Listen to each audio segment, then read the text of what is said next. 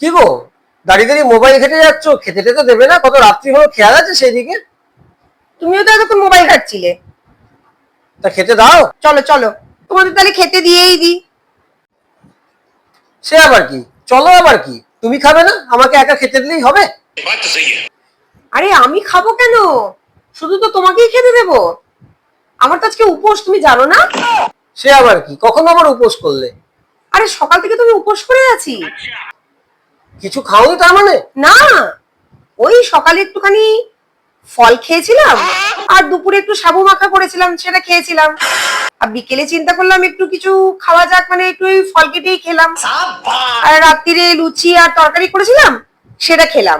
ব্যাস, আর কিছু খাওয়া চলবে না আমার। এবার তোমাকেই খেতে দিতে হবে, আমার তো উপোস।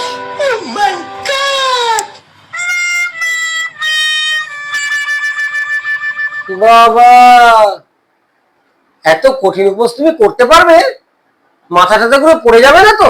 দেখো, সাবধান কিন্তু। মানেটা কি? আমি উপোস করে আছি, তুমি ইয়ার্কি করছো আমার সাথে? আমি কিনা সকাল থেকে কিছু না খেয়ে রয়েছি, সেটাকে কি উপোস বলে না? সত্যি